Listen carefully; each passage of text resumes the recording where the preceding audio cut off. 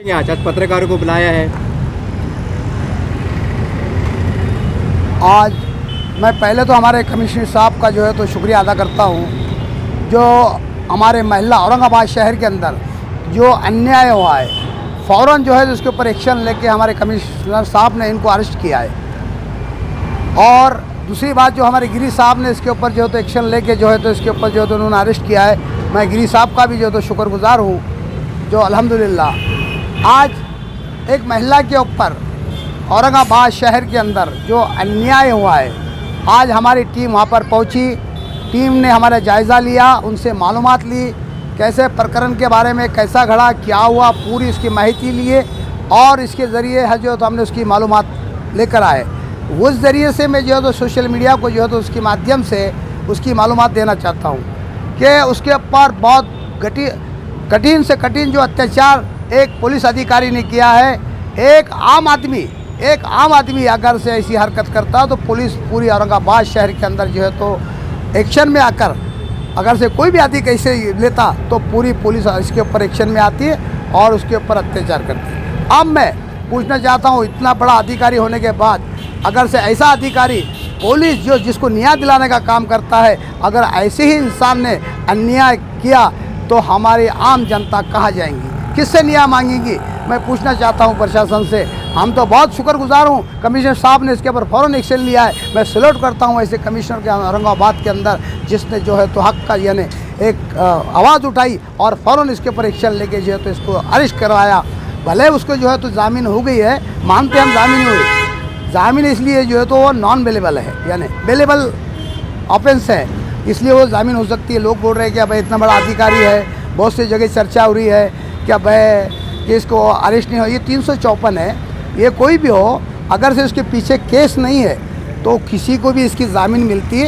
ये bailable offence है। हमारे जो है तो बहुत से लोगों ने, अधिकारी ने बोले इसको जामीन नहीं मिलना चाहिए, उनको इसकी माहिती भी निकलना चाहिए, कायदा क्या बोलता है, कायदे के बारे में उसको मालूमात लेना चाहिए। बहुत से मैंने सुना बाइट के ज़रिए से कोई भी जो है तो जो पदाधिकारी जो बोल रहे हैं ऐसे जो है तो बड़े बड़े इल्ज़ामात लगा रहे हैं कि अब उसको जामीन नहीं होना चाहिए था।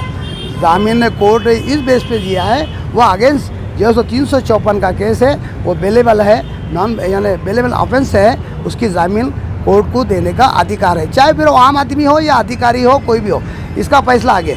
लेकिन जो मसला एक अधिकारी, एक बड़े से वरिष्ठ अधिकारी ऐसी हरकत करता है तो न्याय का हुआ। और दूसरी बात मैं बोलना चाहता हूँ, कमिश्नर साहब से मेरी अदबन गुजारिश है, मैंने औरंगाबाद शहर के अंदर जो नशा मुक्ति अभियान जो चलाया था बहुत, यानी आज से तकरीबन 2, 2.5, 3 पहले, आज मैं पूछना चाहता हूँ पूरे औरंगाबाद शहर के अंदर जितने गुनाह हो रहे हैं इसके नशा के ज़रिए से।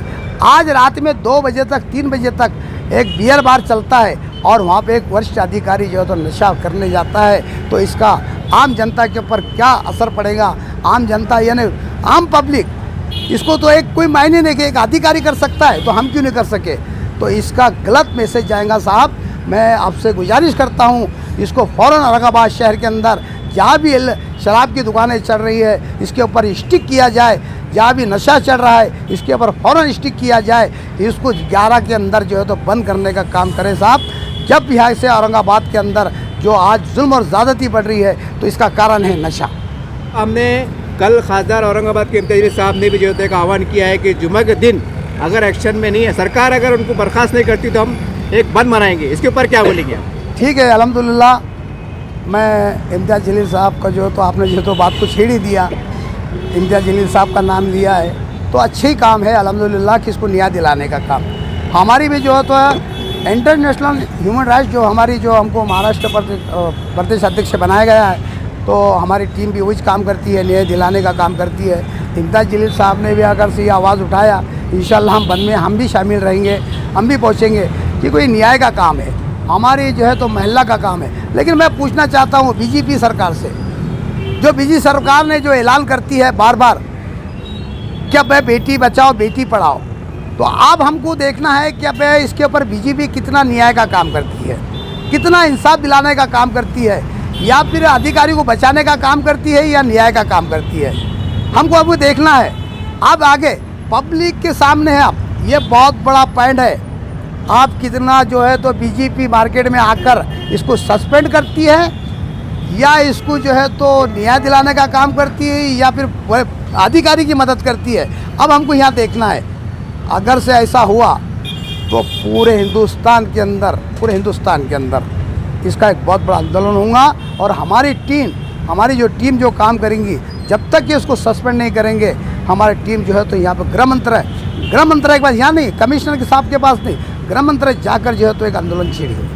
खासदार इम्तियाज़ जलील का कहना है कि अगर उस महिला को न्याय नहीं मिला तो हम रास्ते पर उतरेंगे। तो क्या आप भी उनके साथ कंधे से माशाअल्लाह, रास्ते पर उतरेंगे? जब भी इम्तियाज़ जलील साहब अच्छा काम करेंगे, हम उनके साथ में, हमारी टीम उनके साथ में है, हम उनके साथ में रहेंगे। कोई बात नहीं है, यह हक की लड़ाई है, न्याय की लड़ाई है। और जो भी न्याय की लड़ता है, चाहे फिर वो कोई भी पदाधिकारी हो दो, कोई भी पार्टी का हो दो, जो भी अच्छे यानी हक की लड़ाई लड़ेगा, हम उसके साथ में रहेंगे इंशाल्लाह। कोई बुरी बात नहीं है, हमको उनके साथ में जाना बहुत अच्छी बात है। यानी ताकत मजबूत होंगी, यानी इसके अंदर ताकत मिलेगी, सारे कौम के लोग आएंगे, हिंदू मुस्लिम महिलाएं आएंगी ये इसके अंदर बंद के अंदर, तो अल्हम्दुलिल्लाह ताकत मिलेंगी। और इसके ऊपर जो है तो सरकार के ऊपर कहीं ना कहीं दबाव आकर जो है तो अल्हम्दुलिल्लाह उस महिला को न्याय मिलने का काम जरूर होगा। सब के सब एक साथ में आएंगे, किसी पार्टी का मसला नहीं है, किसी सियासी का मसला नहीं है, किसी सियासी चमकाने का ये मसला नहीं है साहब, ये न्याय का मसला है, हक का मसला है, अन्याय का मसला है, अन्याय को न्याय दिलाने का मसला है।